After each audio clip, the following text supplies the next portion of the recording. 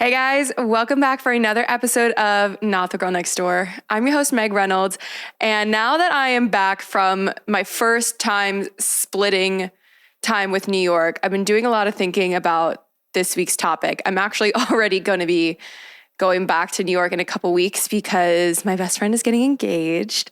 And she knows, so I'm not spoiling. Plus, I don't think she'll listen to this episode. But she's getting engaged. I've got some more podcast interviews lined up. So I'm committing to the bit. We know I love a good bit. And so we're doing the damn thing. But that kind of got me thinking on this week's topic, which, if you can't tell from the title, we're kind of talking about Peter Pan syndrome. And I think we've all heard of Peter Pan syndrome before. It's the guy who can't grow up, right? But now I think in 2026, we're kind of living in a Peter Pan economy. And I'm not just talking about men here. I'm talking about everybody. I mean, like, I think of myself, I'm 27 now, and my mom, when she was my age, she had a newborn. Okay. My mom had me at 26. When she turned 27, I was about 6 months old. Okay. If I had a child right now, I would feel like it's a teenage pregnancy. And I have no children. I'm not married, and I'm not the odd man out anymore. And as much as that is a beautiful thing, the milestones that we were promised were markers of adulthood no longer fit the adults of today. And I think there are so many reasons for that. There's so many reasons that the generations have shifted in the mindset. And there's good and bad reasons, right? And so I kind of wanted to examine just what is this Peter Pan economy that we're living in, and why does it feel like nobody can grow up? Like, is it because we're the adults now, and is this how adults have always felt?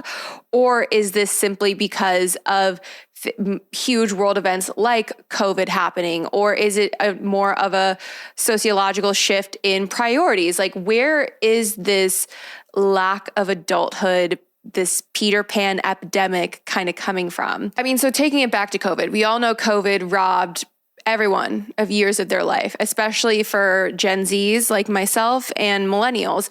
You know, we got robbed parts of our 20s, which are obviously the most formidable decade of anyone's life. And your 20s are the most highly romanticized, kind of sought after part of life. Your 20s are so highly romanticized and so highly filled with grief because it's the decade where you're going to be doing the most change, the most growth, and all of these things. And so for COVID to have impacted so many of us, robbing us of some of those years, does leave a lasting impact. And I think I couldn't be talking about this subject without mentioning that. But the Peter Pan economy for women, there's huge shifts in marketing. You've got girl dinner, whimsy, nostalgia, these broader social shifts that are not just geared towards COVID. So I think it's important, yes, COVID is, I think, a large impact of this overall Peter Pan economy, but the term Peter Pan syndrome, we're going all the way back to the 80s. Okay. Dr. Dan Kiley coined this term, in his book, Peter Pan Syndrome, Men Who Never Grow Up. And it's simply all about adults who have reached adult age, but can't seem to face the adult responsibilities. And the Peter Pan syndrome, when Dr. Dan Kiley coined it, was really just focused on men. And then in his later book, he called it the Wendy dilemma, talking all about the women who mother their partners, which I'm going to definitely touch on in a minute, because that, when I was researching this episode and reading into the Wendy dilemma, I was like, oh, I was a Wendy. My mom was a Wendy. Like, it's crazy how things have changed so much, and yet these issues were prevalent even way back then. And I think there is a lot to say of that. And it makes you question, how much of today's dating struggles are new issues and how much of them are issues that are just now being brought to the surface because women are no longer settling and performing as Wendy. And so I'll touch on all that in a minute, but I think where this Peter Pan syndrome, Peter Pan economy is kind of coming from for all of us is we've been left to our own devices, right? We have been left to define adulthood for ourselves now on our own terms. And as much as that's freeing, it can also be disorienting. And this kind of goes back to last week's episode where I was talking about how a lot of my life right now is filled with big questions and I don't knows because I've been left to define success for myself, and I've been left to my own devices, and I don't have any markers of a corporate 9-to-5 anymore. There's no real set structure for what I should be working to achieve. And as much as that is freeing and allowing me to forge my own path, it can be incredibly disorienting for someone like myself who is a people pleaser at heart and really, struggles to not need that external validation. And so I think, taking what I'm going through and plugging it into the larger spectrum, it's, this Peter Pan economy. We're also seeing the Peter Pan economy literally in monetary value, like in the literal marketplace. You've got restaurants marketing, oh, we've got this girl dinner menu, and, nostalgic grandma hobbies like needlepoint are popping up. And, that's just where I go towards for women. And we're seeing it in large shifts in marketing terms in general, the whimsy of it all, the nostalgia of it all, the, 2000s, like this. The Peter Pan economy really is thriving right now. And I'm curious to see if and when that bubble pops, what happens there. But, for me, COVID impacted my 20s because I didn't get my college graduation. And, I never had to graduate and go into a normal job market where it was 9-to-5 in the office every day. Like, I've never done that in my entire adult life. And that feels very crazy to say, but that's just how it's impacted me. Like, one of my best friends, Eric, it was his late 20s that COVID happened. And so he's 30. Yeah, he was turning 30 because he's going to be 36 this year. I'm so sorry to do you like that, Eric, but he's going to be 36 this year. And so he was about 29, 30 when COVID happened. And he's like, yeah, because he's 35 right now. Anyways, I digress. And he's like, I don't feel old enough to be closer to 40 than I am to 20 at this point. And like, it's crazy how it just feels, we always talk about the world feeling like a simulation, but it's so amplified these days. And it feels like we're all, just doing our best to cope. And I think that's part of why the Peter Pan economy is able to thrive, because people are just looking for an escape these days, right? It's why doom scrolling is such a thing. Like, people are just looking for a way to distract and cope from the reality of their lives. And, it's not necessarily a bad thing that the Peter Pan economy is thriving, because I fully believe we all need to embrace our inner child a little bit more, and we need to let go and have these distractions. But there is something to be said about an entire generation that is just constantly coping and constantly trying to numb themselves to the chaos of the world. And I think that's why I'm saying, like, the Peter Pan economy, it's not entirely good, but it's not entirely bad. And while we all know a man that we would describe as Peter Pan, how many women do you know that you would be described as Wendy? Think to the woman who who mothers her partner constantly. This is coined from Dr. Dan Kiley's following up of the Peter Pan book. This one's The Wendy Dilemma. Came out in 1984. And it's basically women who can't stop mothering their partners. And, it's the woman who is constantly fawning. And this leads me to where I kind of originally started thinking about this episode, but it kind of combined two episode ideas, is talking about the good girl wound, right? Like, the good girl is constantly fawning to everybody around her. And if you don't know what fawning is a psychological term that is a trauma response. So essentially, it's an involuntary survival mechanism where you respond to a perceived threat by becoming overly appeasing, submissive, accommodating, just to prevent any sort of conflict and harm. So what this looks like in women, especially young women, when you're a child, like, this looks like you pick up on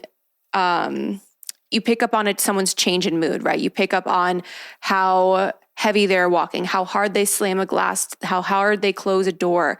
For me, I still am very sensitive to that to this day. Like, I can pick up on people's mood shifts so suddenly, and I do find myself wanting to soothe, and like, this is where it goes so much deeper than fawning is not just anxious attachment. It is so much deeper than that, because fawning is a literal trauma response where essentially you are sensing a threat and you are trying to basically cool it down to prevent any further escalation. And this doesn't always mean it's talking about physical violence, but it's just you're perceiving a threat. And so your body goes into survival mode and you are trying to calm whatever the situation is. So you're picking up on a door slamming, you're picking up on a glass being set down a little bit too hard. You're picking up on a shift in the tone of voice. You're picking up on body language. Like you do this because you're doing this not just because of it's a way to calm a situation, but you think it's a way to be of value and be valuable to a person, to a situation. And this is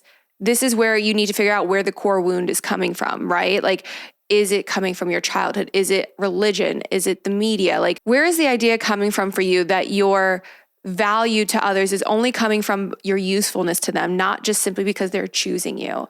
And I think that is something that you have to get clear on in order to answer these questions. But, as women, we're raised to be givers, and that is just ingrained in us. And when we get married, we promise till death do us part to, again, a man, but we never promise it to ourselves. And we abandon ourselves at every turn, and especially in the case of the Wendy dilemma.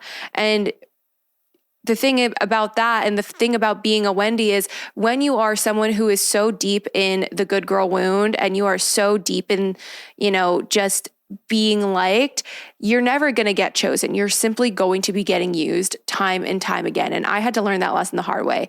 And that doesn't just harm you. It's not just people harming you then, it's you harming yourself, because then there is a quiet resentment that is going to build within you. And the other thing about the good girl wound is it's very hard to have confidence and security in yourself, hence the resentment. But this kind of feeds back into the Peter Pan economy, because a woman hating herself literally makes the world go round, right? Like our insecurities are what is fueling the economy as well. And this feeds into another lane of the Peter Pan economy, because women and anti-aging, I remember seeing anti-aging commercials when I was a child, like 6, 7 years old, 6, 7. And I just think that it's, Botox, filler, surgeries, cool sculpting, personal trainers, all these things. I'm not saying any of these things are inherently bad, but we'd all be naive to think that part of this isn't part of the Peter Pan economy, because we don't want to grow up. We don't want to get older. We don't want to show our age, right? And again, I say this as somebody who has Botox, has filler. Like, I'm not sitting here trying to be a hypocrite, but I also can consciously talk about these things and recognize, like, as much as I love what they've done for my appearance, if we never were introduced to these things, would we have ever thought of them? And so the pattern when it comes to being a Wendy is essentially you are a woman whose partner behaves like Peter Pan, right? Whether it's he's unfaithful, he's unfaithful, he's irresponsible, he's simply just a man-child who never had to grow up, but you stay out of the fear of being abandoned. You stay because you think if you can please him enough, you think if you can be enough for him, a good enough wife, a good enough woman, and he'll finally give you his approval and he'll finally treat you the way you want to be treated, that then you've found your value. And that is just not the case. And this spirals into depression. It spirals into overcompensating in other areas of your life, whether it's with your children, with your friends, like the Wendy of it all. And again, I'm sure when I'm talking about this, there's a woman who has come to mind, and maybe that woman isn't you. Maybe it's your own mother. For me, when I was researching all this, I was like, oh, wow, this is my mom.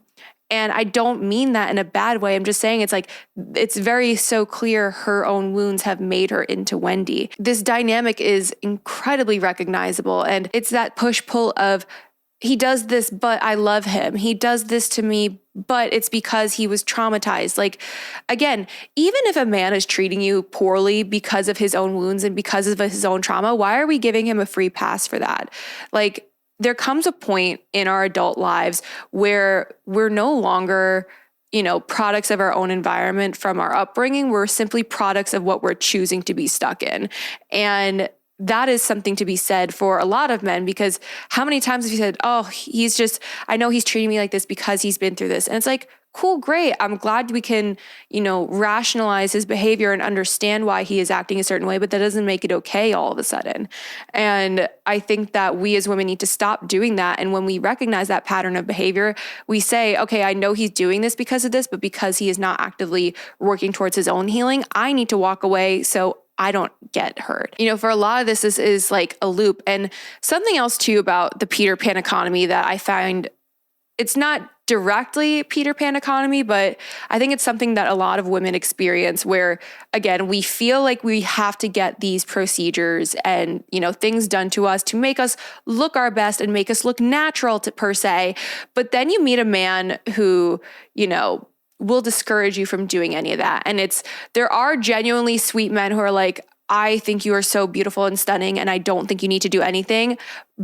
But the caveat is they're not going to actively try and prevent you from it. It's the men who literally will threaten to break up with you or get mad at you for doing something to your own body that you need to be wary of.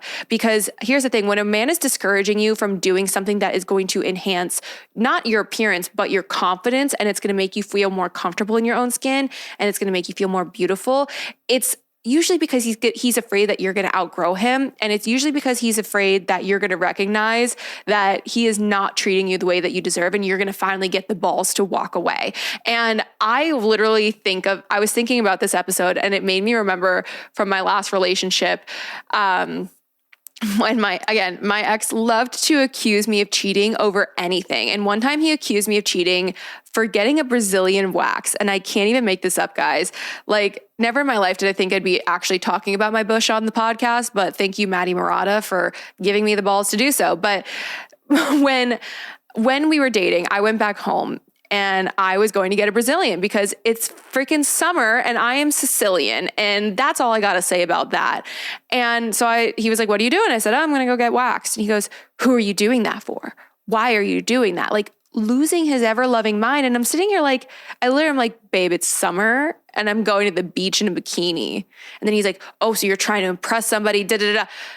Again, just fully launched, and the Peter Pan in him came out. And back then I was very much a Wendy, and I was like, no, like, da, da, like it's not, it's literally, if anything, it's for you. Like, but no, it wasn't for him either. It was for no man. It was for me because I'm Sicilian, and in the summer that shit sucks. Like, but the Peter Pan of it all with this story, and why I'm telling the story is because that's a form of negging. And men who love and cherish their partners are never going to discourage her in that way from doing something that will make her feel comfortable in her own skin. Again, Peter Pan economy of it all, patriarchal societal expectations of you don't need the surgery, you don't need the procedures, any of that.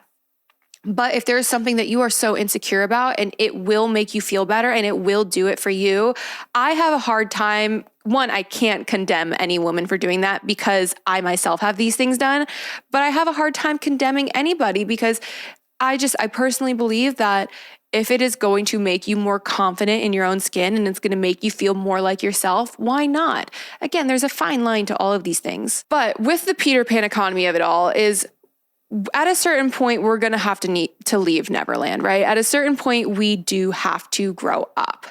And yet we're in an entire generation that feels so young and feels like we can't grow up. And part of me wonders too, if this Peter Pan economy is why we're seeing such a shift towards, the rise of conservative values and the rise of fascism and all of these things, because when people are purposeless in their lives, when people don't have sometimes clear expectations set out for them, it does lead them to feel incredibly lost, and it leads them to grasp for anything. And I think as much as I am a Christian and I do believe in God and all those things, I do think there is something to say about people, especially men who behaved very poorly, that suddenly find religion. And again, religion is not a get out of jail free card for your poor behavior. It's not an excuse. And I am of the belief that if you need the Bible to tell you how to be a good person and to tell you that you should be a good person, you are not a good person at all. You should not need the word of God to tell you how to treat people and how to love others. And that is where, again, I struggle in my faith all the time. And again, I think this is why we're seeing such a shift and come back to conservative values is because as we're getting older and we're able to define adulthood, define a success for ourselves, and these milestone markers of what it means to be an adult no longer apply. Also because we've kind of been priced out, right? People can't afford to buy houses. We can't afford to have children. We can't afford to do the things that adults are supposed to be doing. And so we become dog parents and we go on our vacations. And I don't think that there's anything bad about that. But I think it's also maybe why we're seeing such a shift back towards people getting married so young, having babies so young, and just those values being forced back down our throats because there is that big, well, I don't know what it means to be in adulthood. What does it mean to be a grown-up anymore? What does success look like anymore? And these are things that when some people are left to their own devices to define for themselves, they can't do it. They choke, they freeze, and that's okay. But I think, the larger question here is you defining once again what success looks like for you. What does it mean to be an adult? And if you are a Peter or a Wendy, again, and not that there is a bad thing about reconnecting with our inner child. I firmly believe that we all need to do that. I just think that there is something to be said about why does it feel like we can't grow up? Why does it feel like we're stuck in Neverland? At a certain point, that choice to be stuck is just who you are. It's not part of your upbringing anymore. But like I said, I think the positive thing about today's Peter Pan economy is the whimsy of it all, right? And I think one of my favorite pieces of advice that I've ever gotten, and is now my favorite piece of advice to give, is that if you don't know what you like to do, if you don't know who you are, and if you feel very disconnected with yourself, you need to ask yourself, what is it that you loved to do as a child? And you need to start doing that again. For me, I'm really into needlepoint right now. I think I've talked about this a couple episodes at this point, but I'm so into it. I don't know if you guys can see, if you're watching this, my little board with all my needlepoint canvases pinned to it. And I have even more. It's actually absurd how big my needlepoint stash is. Absolutely absurd, but it's fine. But I've got all the canvases. And so my 7-year-old self, who had her craft cabinets in the basement filled with paints and feathers and beads and, all of the string to make those friendship bracelets, she would be so thrilled and so happy to see 27-year-old Meg 20 years later with her mini craft cabinet, which is literally just her TV stand. And I've got half the TV stand dedicated towards all of my craft stuff, my needlepoint stuff, and down to the very same thread boxes I had as a kid with the same threads that I would bring to camp and I would make my little friendship bracelets. And now I use them to make my needlepoint cording. Wait, it might be kind of hard to see, but on camera, but this is my first little needlepoint self-finish that I did. It's a Knix hat. And I did it all in velvet and sparkly threads. And then literally this cording, I've made friendship bracelets. This is 20-year-old DMC thread because I used to use this at camp to make friendship bracelets. And for some reason, I could never part with those boxes. All of my other craft stuff, a lot of my craft stuff we donated when we were moving, but I could never part with the string boxes because they were so big in my childhood. And now I just think it's so sweet that I'm using them again and using this thread and the Knix hat, now it's I've got Pop with me all the time because you guys know he was a huge Knix fan. And can you see how happy I am talking? It's just the little things. And so I think this is a positive part of the Peter Pan economy is being able to reconnect with your inner child and just do things for the whimsy of it all. And I said at the start of the year, my word of the year was whimsy, and needlepointing has definitely helped me stick to that goal. And if you're somebody that takes life too seriously and really struggles to be a little more chill and carefree, I think the way to do it is leaning into the Peter Pan of it all just a little bit. There's balance to everything, but I think we as adults in general need to live life from a little more of a how can I have fun with this scenario. And it does not mean neglect your adult responsibilities. It doesn't mean to just say fuck it and not pay your bills and let things go into, default, whatever it's called. But it just means that being responsible 24/7 isn't what's going to make you happy. Instead, I want you to think that it's your responsibility to make yourself happy. And I think that's what adulthood is about, is now your happiness is your own responsibility, because when we were kids, it was our parents' responsibility. Now it is our own responsibility. And something that I actually started reading that I definitely am going to probably do a whole entire podcast episode on is the book. It's a book called The Happier Hour by Cassie Holmes. And essentially she talks all about this phenomenon of making the most of our time so we stop thinking about it so much. And you guys know time is something that I've been thinking of, talking about, feeling like I'm running out of it. And she examines basically how too much or too little discretionary time in a day is bad for your happiness overall. And I'm really not that far into the book yet, but I definitely will do an episode on it because I think it's going to be a great read, not just for myself, but for everybody who struggles with this concept of time. And another part of the Peter Pan economy too that is not talked about enough is the part where the women are, basically cleaning up Peter's mess, and not in the way of Wendy, but we as women, again, a lot of our existence is defined by our desire for love. However, our existence is also defined by our ability to help our friends cope with their own Peters, with the mistreatment of men. And, we see that in pop culture time and time again. It's the classic movie scene where the best friend brings her friend ice cream and they cry on the couch together. And that's another part of the Peter Pan economy too, is the heartbreak of it all. And that's a big piece of this conversation that I don't think is discussed enough, because how is it fair that so much of a woman's existence is defined simply by her ability to cope with the mistreatment of men and help her friends cope with the mistreatment of men? I mean, hello, this podcast was literally formed for that own purpose, and it's formed out of that own wound.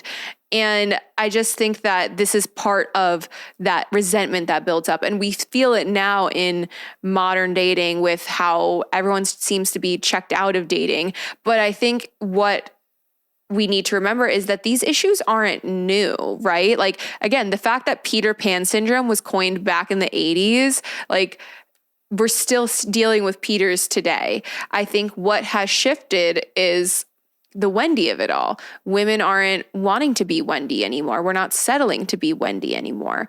And so I think it's going to get worse before it gets better for dating. I think there's something to be said about the fact that so many women are healing their good girl wound, and they're healing from that. I think overall for women especially too, and this is where I think this is the good side of the Peter Pan economy that we're finding our whimsy again, is because for the longest time we viewed our exhaustion as a sign we're doing something right. And we're taught over and over that we need to exhaust ourselves for others, otherwise we are not doing enough. And that is just not the case at all. And so the fact that we are now we're kind of embracing our own inner Peter Pans a little bit, and women are having children later. We're, putting off getting married to fulfill our own desires. And I think that's a positive part of the Peter Pan economy of it all. But for everybody in this generation, I think the reason that we've become so lost is because we've found our freedom. And I think that's why we're living in the Peter Pan economy that doesn't feel like life, because with that freedom and that ability to define adulthood for ourselves, we have no markers anymore. And I talked about this with myself, but I think that it stands for a lot of people. And the freedom to choose the reality of our adulthood is so beautiful and so special. And it's amazing that we have more options now, and that people are breaking out of the box that adulthood has been put in for so long. However, that doesn't negate the fact that there comes with that an overwhelming fear of failure, an overwhelming fear of disappointment, and just this overwhelming feeling of being lost. And this idea that we're inevitably going to fail then. And so I think this is why we're also in this Peter Pan economy, like I said, seeing such a shift back towards the conservative values. So with that all being said, I think if you're someone who's thinking of this episode and you're looking at, oh, am I a Peter Pan or am I a Wendy? Like, I think you just need to examine your past behaviors, your past relationships to really get a feel for that. And I think you're the only person that gets to decide what parts of the Peter Pan economy you want to buy into and which ones you want to reject. And on top of that, you're the only person who can define what you want your adult life to look like. Again, there's no markers anymore, right? It's not like you have state testing anymore. You're out of college. Like none of the structures that were in place for us growing up exist anymore. We're free of them and we've been sent off into the world. And that is incredibly unnerving. But this is why it's so important that you actively think about what you want your adult life to look like and what you want to do with your time. And so I think if this is a great place to start, is if you don't know where to begin, is again, look back towards your childhood and figure out what parts of yourself you want to reconnect with and go from there. But that is all for this week's episode of Not the Girl Next Door. Make sure you leave us a 5-star review wherever you're listening. As of this month, May was the final month of the Snail Mail Club. It has been so fun to work on that project and, bring it to life for the short time that it was, out there. It's just with how fast the podcast is growing and how fast my life is evolving and all the amazing opportunities that I've had in my career, I just simply have not had the time I would like to commit to the Snail Mail Club and to grow it the way I want. And so we are going to be launching a Substack and transitioning that concept to Substack, which I know you guys may feel like kind of defeats the purpose a little bit. And it does, I won't even lie, but I think I want to be, because I'm such a person that wants to be intentional and stick to my word, I think a Substack is going to be the best way I can still connect with you guys on a more personal level and still post journal prompts and things like that. But I think we'll make that like a bi-weekly Tough Love Club thing. So stay tuned for that announcement of when it launches. And I will see you guys next week for another episode. And don't forget to have a good day, even if you don't want to. Bye for now.